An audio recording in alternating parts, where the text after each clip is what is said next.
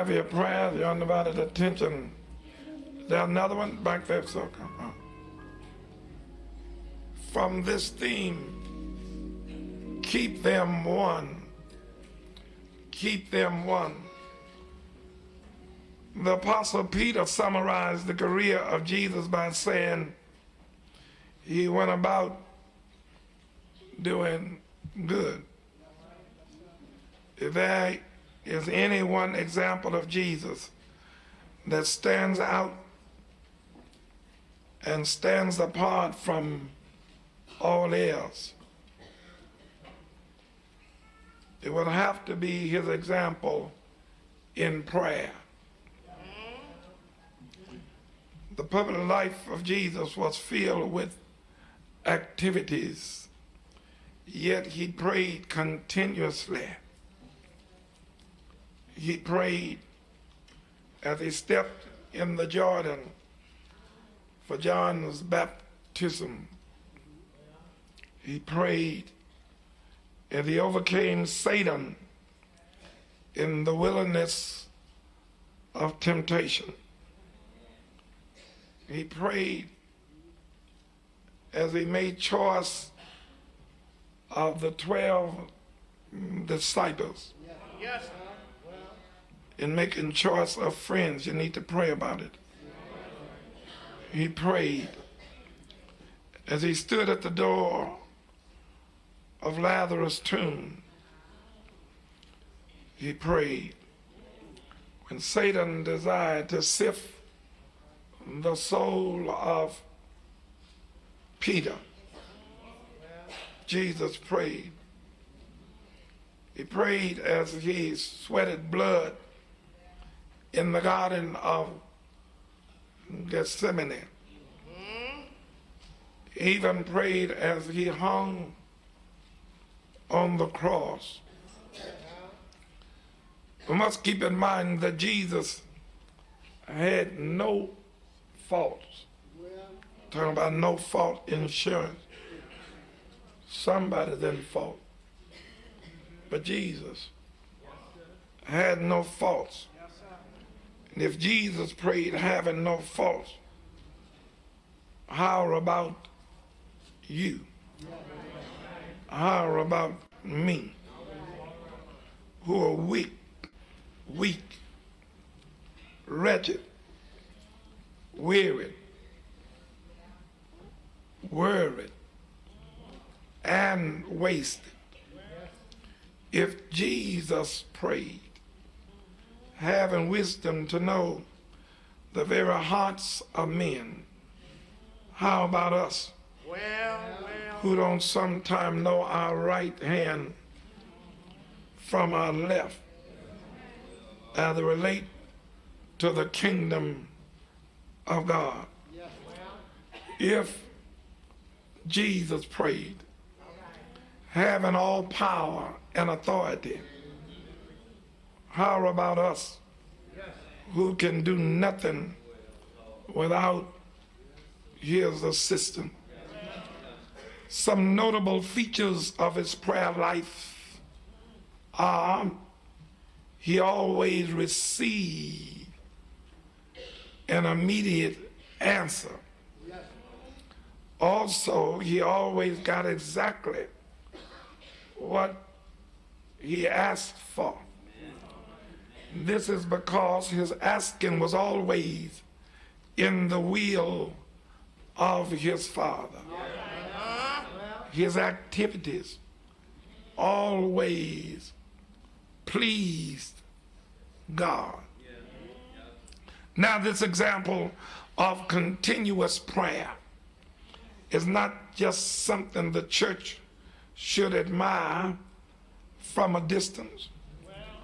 All things undertaken by the church should be done with prayer. We should be prayerful in our walk, prayerful in our talk. If ever we needed to be a praying church, and I know you've heard that for a long time, we need it when? Now. Consider what a church without prayer is like. First of all, it is like a bank that has no money. What good is a bank without money? A church without prayer is like a garden that has no vegetables. A church without prayer is like a train that has no tracks. All right, all right. I don't care how many engines or coaches you got, if you ain't got no track, what good is the train? A church without prayer is like a body without breath. It is dead. Everything else may have a beautiful form, but prayer is that pulley wheel that brings fire down upon the altar. Prayer is the ignition switch that gets things moving according to the will of God. Jesus not only left an example of being a praying Savior, I want you to know he is still praying. All right, all right. In the role of the mediator between God and man, he continues day and night to petition the throne of his Father. With the words of our text, he says, Father, keep them one, even as we are one. Shake somebody's hand and say, the Lord is praying, to his Father, to keep us as one. Hallelujah. Hallelujah. At this point in the gospel drama, we find Jesus closing out his career, his ministry of teaching, both to the swelling crowd that had flown to him constantly and to the small band of followers. It was over. The last journey had been taken. The last discourse delivered. The last parable explained. Though Jesus would continue to speak words amidst sometime a hostile and a horrifying crowd, yet to come in his passion, this prayer that is found in John 17 is the last thing on record in the way a systemized statement from the lips of Jesus. Jesus. And his disciples were now somewhere on the hillside, leading down from Jerusalem into the Garden of Gethsemane. The Last Supper was now digested. The events that had happened in the upper room was now settled into the sweet afterglow of precious memory. The stillness of the night was wrapped snugly about their moral frame. The Passover moon was gliding silently across the heavens. The disciples were hushed by reason of the wonderful things Jesus had said to them while in the upper room. And as Jesus looked into their faces, he saw not only 11 frightened men, he saw that countless numbers coming into the church like you and me because of that testimony. He knew that a bitter cup filled with poisonous drag of sin, distilled since Adam and Eve committed the original sin, was waiting for him to drink. He knew the pain and labor yet before him, required to secure human souls from an endless death. He was aware that unless the power that was equal to his own was available, the disciples in the church that grow because of them would be defenseless, scattered, given up the dream of the kingdom. He knew that unless the power equal to his own was made available, the whole fabric of redemption that he had been weaving from the foundation of the world would be ripped to rag, to shreds. Therefore, Jesus lifted up his eyes to a familiar source and said, Father, Father, Father, thy hour is come. Now, so many times in his earthly life, Jesus had referred to a peculiar hour, an hour that was distinguished from all other hours. When Mary approached him at the wedding in Canaan, he said, my hour has not yet come.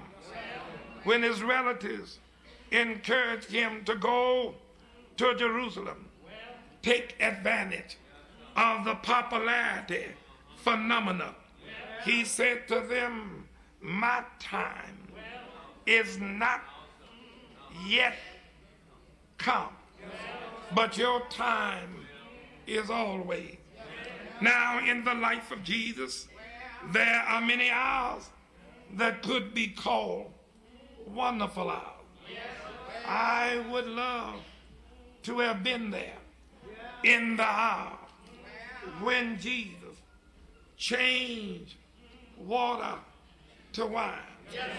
I would have liked to have been there when he walked upon the troubled waters of Galilee.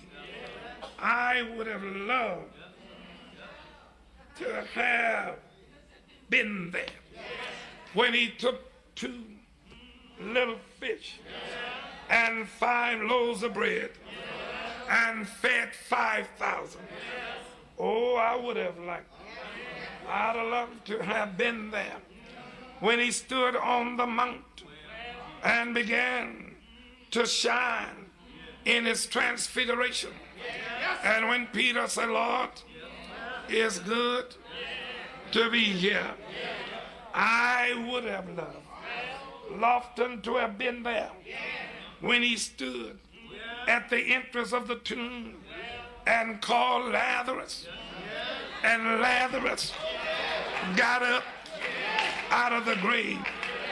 But in none of these hours did Jesus say what he says in our text. He says in our text, Father, the hour is come. Shake somebody's hand and say, the hour is come. I came to tell you,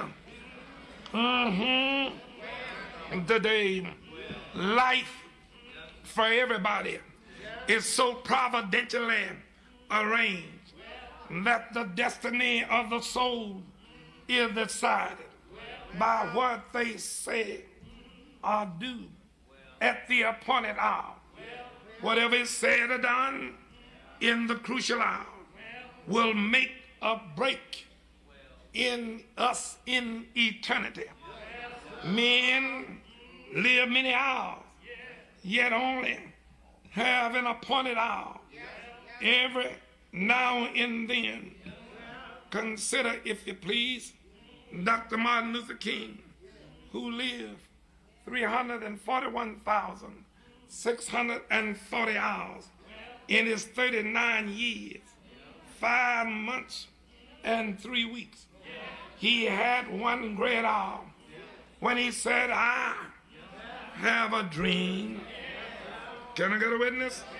His final great hour was when he said, I've been to the mountaintop and seen the promised land. Consider Nathan Hale, if you please. He lived 186,960 hours in his 21 years.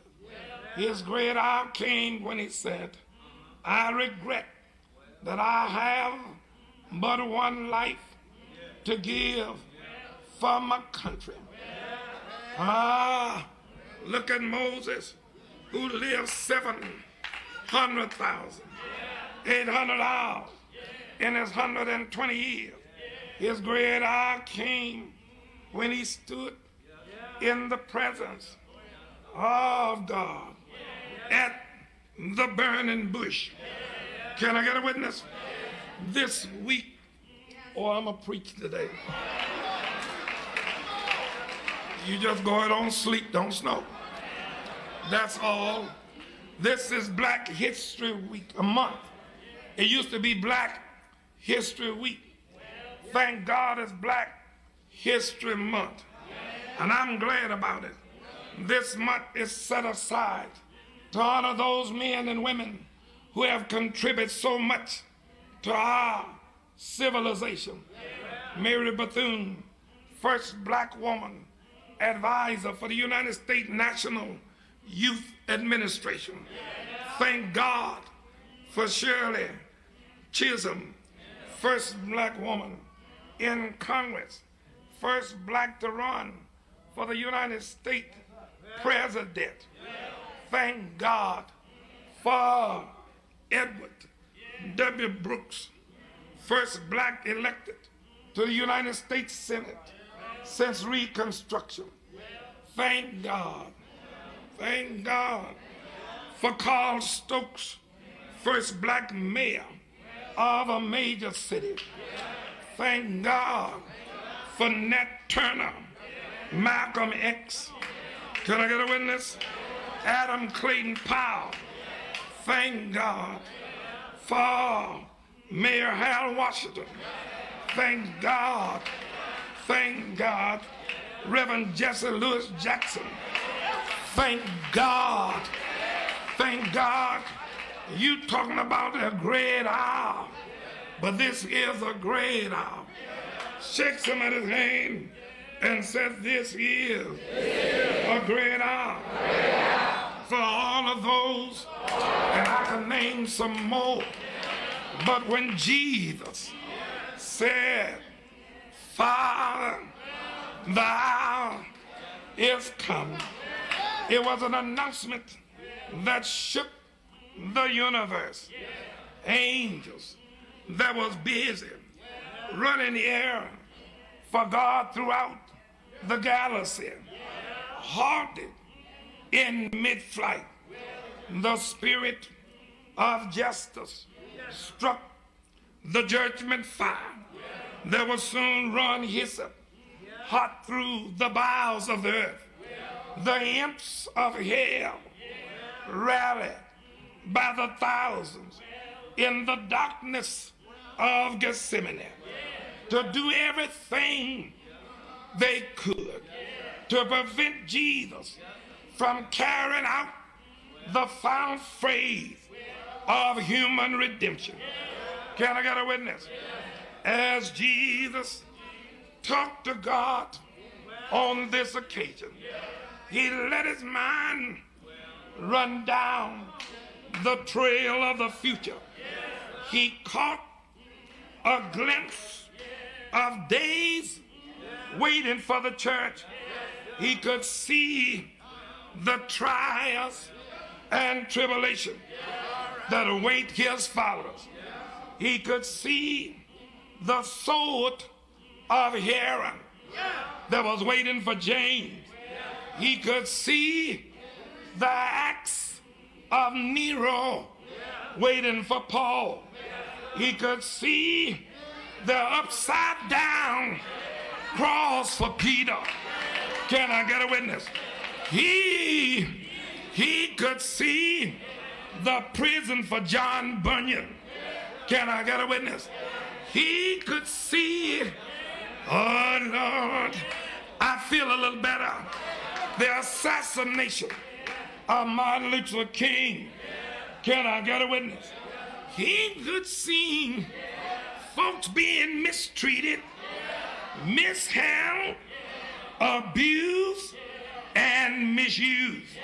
He could see the ship of Zion tossed and driven, battered by an angry sea. He could see you and me. Can I get a witness? Sometimes up and sometimes down. And every once in a while, you feel like you haven't been born again. Your load gets so heavy. Can I get a witness? Jesus went on to say, Father, keep them in the midst of life, rage and sea, in the midst of trials and tribulation. Keep them. I wish I had a witness. Are you glad that he prayed for you? Are you glad that he is interceding for me? Because if it had not been the Lord on my side, where would it be? Can I get a witness? Oh Lord, keep them from feeling discouraged. At least don't let them get so discouraged that they throw in the white flag. Keep them until every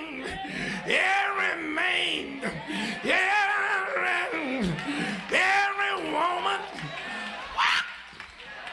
thank you, Jesus, every boy or girl can stay on the battlefield.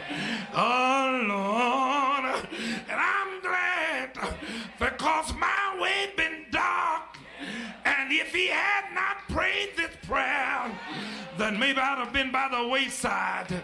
But I want to stay there because Jesus said, keep them. Keep them, and when they come to the end of their journey, they can look back over their lives and see, well, spend life and on before a joyous day. Oh Lord, oh Lord, oh Lord, keep them that they can say, I fought. Well, you don't hear me. Is there anybody here? Are you trying to live right? Are you trying to put up a good fight? Do you want the Lord to use you? Shake somebody's hand and say, I want to live so God can use me anywhere or anytime. Oh, Lord, and I know how Evans feel, and sometimes he gets so discouraged, and sometimes they go to sleep, but all night and all day, let it angels. I wish I had one witness. Is he all right? Keep them, oh, Lord, and make them one. Keep them together, Lord. I know it's hard, but let them get wrapped up and let them get tied up in your word. Keep them. Is he all right? Oh, you don't know it. But the Lord, he been good to me. He keeps my mind. He keeps my heart. Hey, he won't closed now, but he is able.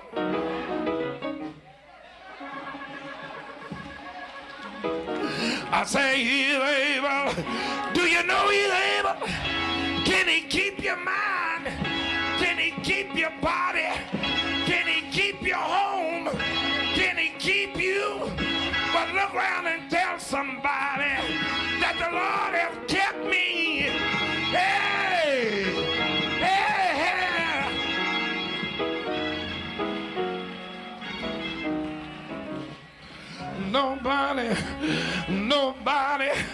Nobody but you, Lord.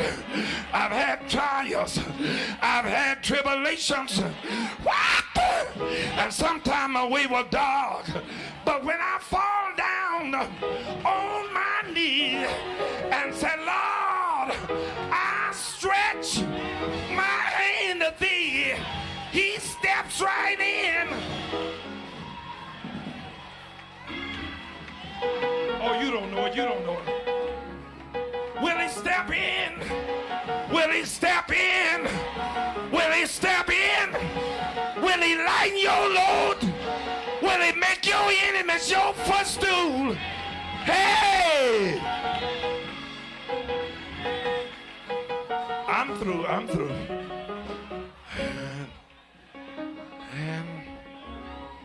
And Lord, keep us one.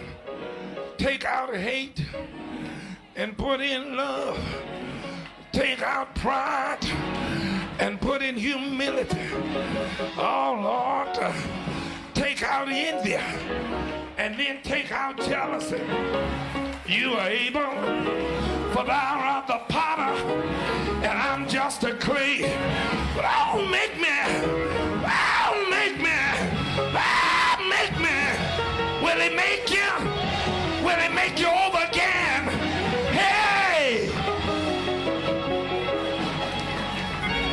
And that's the reason why I said that's the reason why I get joy out of serving the Lord, because I know I'm saved, and I know that my Redeemer, he liveth. My record is on high. Hey!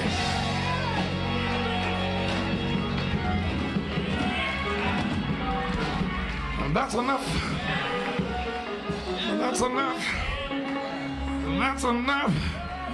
Lord, make us one. Put us on one accord. Let us love one another.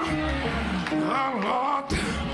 And one of these days, when it's all over, when the battle been fought and the victory have been won, when I get through rising and falling, when I get through being misunderstood and folks lying on me and put stumbling blocks in my way, I'm going where the wicked will cease from troubling and the weary will be at rest. I'm on my way.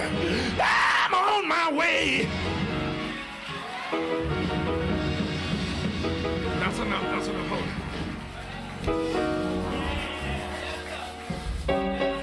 Make it.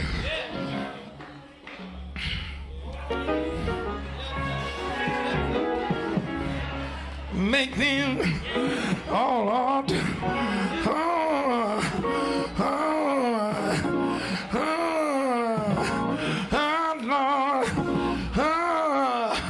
I just want to say thank you, Jesus. Thank you, Jesus. Thank you for your deliverance. Bless you again and again. I want to take this opportunity to thank you for every kindness that you've shown toward the What a Fellowship Hour. Thank you for every letter, every donation, every phone call. Thank you for your prayers. For without you, we wouldn't be able to make it. But we are co-partners in this outreach ministry, that we can go into convalescent homes and go into other institutions and come to you every week. You don't know. I wish I could explain to you how much you mean to this outreach ministry. I believe the Lord has brought us together for a purpose, and I need you to continue to write. I need you to call. I need your contribution. Will you remember that all contributions are tax deductible? And whether it's great or small, any amount will certainly be appreciated. I'm holding something here in my hand that I really want to share with you because I feel it will be a real blessing to you. Number one, because it's the Word of God. Number two, is because it is the giant size print. And the words of our master there in red. It has a concordance, has an index. This is the most wonderful Bible that I have come across in a long time. I want you to have it in your home, on your desk, in your office. Every contribution of $50 or more. I'm not trying to pay you. I just want to give you this. This is our way of expressing ourselves, to say thank you. And every one of you who at least sends $8 or more, I have the 700 prayers and promises. That's a wonderful little book I want to send you. Don't forget that we got records, we got tapes. And listen, if you don't have anything to send, I tell you what you can do. Send your prayer requests. I like to take all of those letters and take them to the prayer room, and we pray about them. Send me your prayer requests. Whatever it is, why not write me at post office here in Chicago. Post office box 20715, Chicago, Illinois, 60620. Go and pick up that phone and call me right now at area code 312-373-8550. Somebody out there may not have or can pay your telephone bill, and you want to call me toll free. That's 1-800-922-SHIP. It's flashing on the screen right now. Take that number, write it down, use it, and until we meet again, and I know we will meet again, may the good Lord bless you real good. Thank you.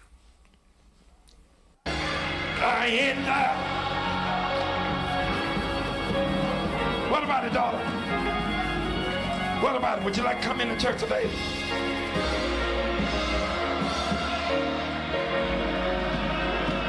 He said, the day you hear my voice, harden not your heart. In the water.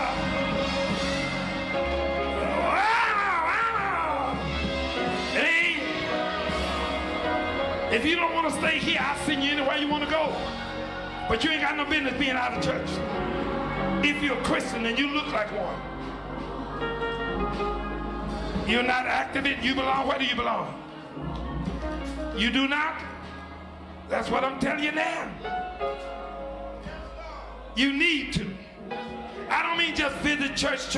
That ain't what the Lord said. You need a church home. You need a shepherd. Sheep can't be their own shepherd. Jesus Christ.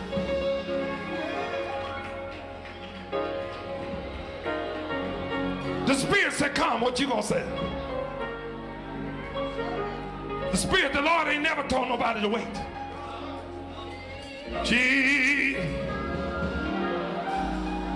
If you make one step, he'll make the other. Door of the church is open.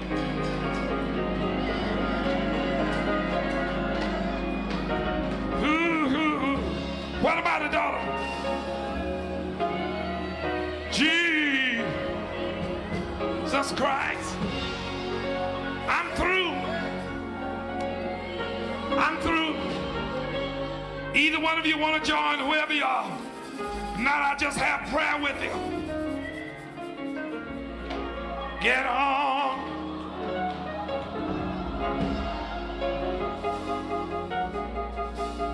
Get on.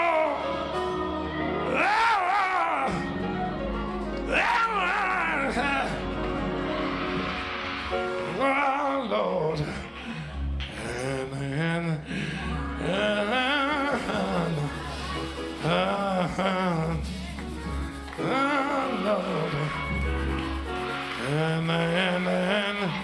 And Lord, I just love you.